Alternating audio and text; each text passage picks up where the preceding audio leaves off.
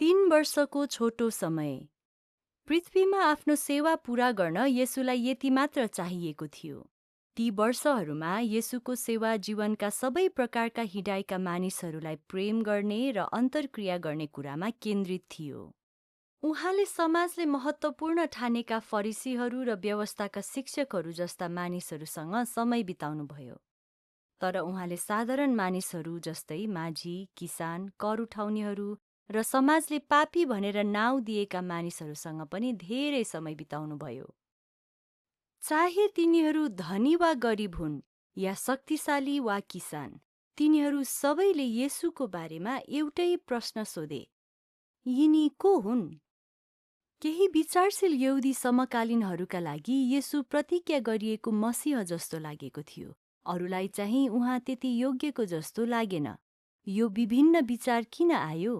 यो बुझ्नको लागि हामीले यहुदी इतिहासलाई र पहिलो शताब्दीका यहुदीहरूको संस्कृति, मानसिकता र अपेक्षाहरूलाई यसले कसरी आकार दियो हेर्नु आवश्यक छ। धर्मशास्त्रभरि परमेश्वरले आफ्नो भलोपन प्रदर्शन गर्नुभएको छ। येशू जन्मनुभन्दा लगभग 2000 वर्ष अघि परमेश्वरले अब्राहमलाई प्रतिज्ञा गर्नुभयो कि उनका सन्तानलाई एक महान राष्ट्र बनाउनुहुनेछ र उनीहरूद्वारा अरू जातिहरूले आशिष पाउनेछन्। अरूलाई आशिष पुर्याउनको निम्ति उनीहरूले आशिष पाए। त्यहाँबाट परमेश्वरले उनीहरूको महान उद्धारकर्ताको रूपमा आफ्नो विश्वासयोग्यता निरन्तर देखाउन थाल्नुभयो। उहाँले आफ्नो जातिलाई मिश्र देशको दासत्वबाट मुक्त गर्नुभयो र बारम्बार शत्रुहरूबाट बचाउनुभयो। त्यस्तै गरी परमेश्वरको व्यवस्था मार्फत उहाँले तिनीहरूलाई आफ्नो पवित्रता र कृपालु प्रेम देखाउनुभयो र उनीहरूलाई अझ ठूलो शत्रु तिनीहरूको पापबाट उद्धार गर्ने इच्छा राख्नुभयो। परमेश्वरले मन्दिरलाई आफ्नो महिमाले भरेर आफ्ना मानिसहरूको बीचमा बास गर्न रोज्नुभयो। त्यसको बदलामा तिनीहरू केवल उहाँको निम्ति एक विश्वासयोग्य छुट्याइएको राज्य बनुन् भन्ने माग राख्नुभयो। तर तिनीहरूको आफ्नै कथा अनुसार धेरै पटक प्राचीन हिब्रूहरूले यो जिम्मेवारी पूरा गरेनन्। धेरैले परमेश्वरको आज्ञालाई बेवास्ता गरे, उहाँलाई हल्का रूपमा लिए र इजरायलका परम पवित्रको सट्टामा र उहाँ सँगसँगै अन्य देवताहरूलाई पनि पुजे। अगमवक्ताहरू मार्फत परमेश्वरले तिनीहरूलाई आफ्नो हृदय र मनलाई उहाँतिर फर्काउन भन्नुभयो र आफ्ना कार्यहरूको परिणामको बारेमा चेतावनी दिनुभयो। तर तिनीहरूले उहाँको बिन्तीलाई बेवास्ता गरे। अन्तमा पुस्तौँदेखिको चेतावनीपछि ईसा पूर्व 586 मा परमेश्वरले त्यस स्वतन्त्र हिब्रू राज्यलाई पराजित गरी बेबिलोनमा बन्दी बनाएर लैजान अनुमति दिनुभयो र यरुसलेम र तिनीहरूको मन्दिर भग्नावशेष पारी छोडियो।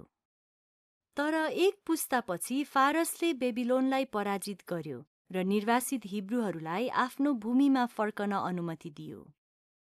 तैपनि दुई महत्त्वपूर्ण किसिमले पहिले भन्दा अहिलेको परिस्थिति फरक थियो।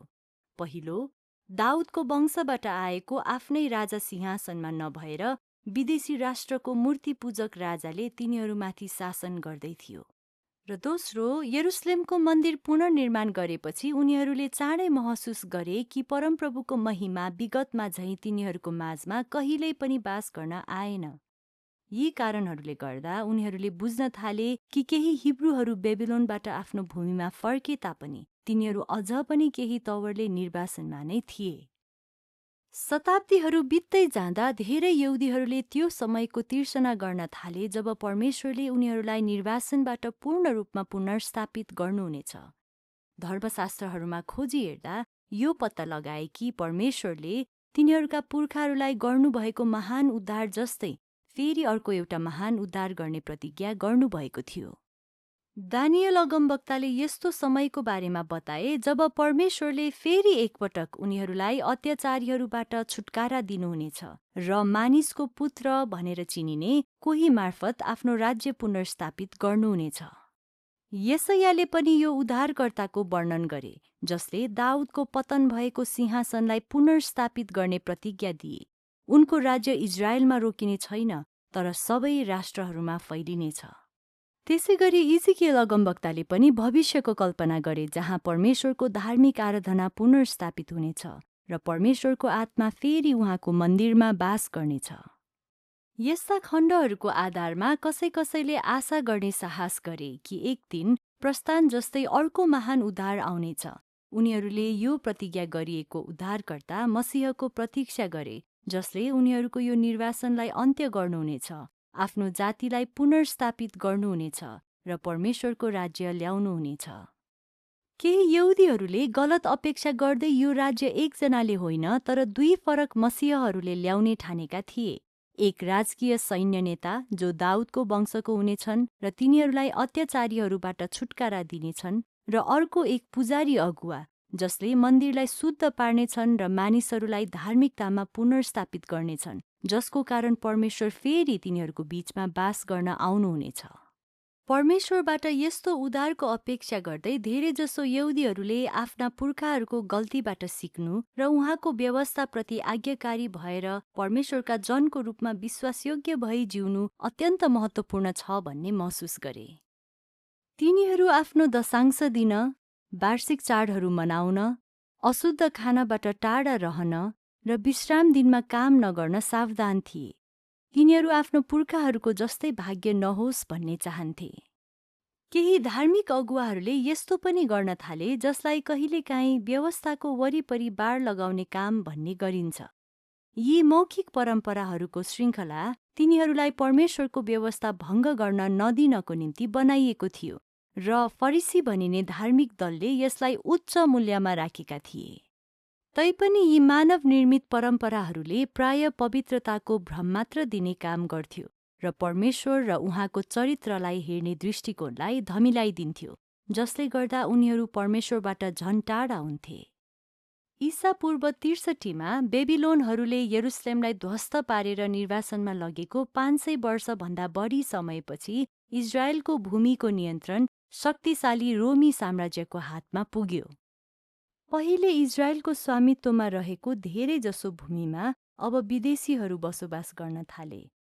यहुदी समुदायहरू मुख्यतया उत्तरमा गालिल, दक्षिणमा यहुदिया र यर्दनको पूर्वपट्टि पेरियाका क्षेत्रहरूमा सीमित भए। रोमी साम्राज्यको भएपछि यहुदीहरूले रोमको शान्ति र सुरक्षा सहित धेरै असाधारण विशेषाधिकारहरू प्राप्त गरे, तर यसको साथमा उनीहरूले ठूलो मूल्य चुकाउनु पर्यो। तिनीहरू आफ्नो स्वतन्त्रताबाट वञ्चित भए र उच्च वर्गीय रोमीहरू मूर्तिपूजक परम्परा र करको अधीनमा परे। केही यहुदी उच्च वर्गीयहरू जस्तै मुख्य पुजारीहरू र सदुकी भनिने दलले आफ्ना सङ्घी यहुदीहरूको भविष्यको आशा र मसीहको आशालाई स्वीकार गरेनन्, बरु यही जीवन नै उनीहरूको लागि आशायोग्य जीवन हो भन्ने विश्वास गरे। यसै कारणले तिनीहरूमध्ये केहीले आफ्नो व्यक्तिगत फाइदाको लागि पद र शक्ति प्राप्त गर्न रोमसँग सहकार्य गर्न खोजे। फलस्वरूप धेरैजसो यहुदीहरू आफ्नै पुजारीहरू र रोमी शासकहरू दुवैप्रति बढ्दो रूपमा आक्रोशित भए। यहुदीहरूको सानो अल्पसङ्ख्यकले रोम विरुद्ध विद्रोह गर्न आह्वान गरे तापनि धेरैजसोले चुनौतीपूर्ण परिस्थितिको उत्तम उपयोग गर्दै परमेश्वरले नै उनीहरूको निर्वासनको अन्त्य गर्न र उहाँको राज्य पुनर्स्थापित गर्न शान्तिपूर्वक पर्खिरहन रुचाए। उनीहरूलाई थाहा थिएन कि बेथलेहेमको सानो सहरमा एक निम्न वर्गको युवा जोडीको माध्यमबाट परमेश्वरले आफ्नो सबैभन्दा ठूलो उद्धारको सुरुवात गर्नुभयो। धेरैले अपेक्षा गरेको नाटकीय ढङ्गबाट होइन, तर त्योभन्दा पनि बढी उल्लेखनीय ढङ्गबाट। बालकको जन्मसँगै लामो समयदेखि प्रतीक्षा गरिएको परमेश्वरको राज्य सुरु भयो।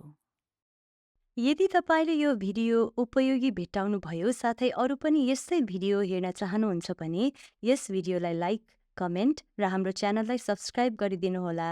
हेरिदिनु भएकोमा धन्यवाद।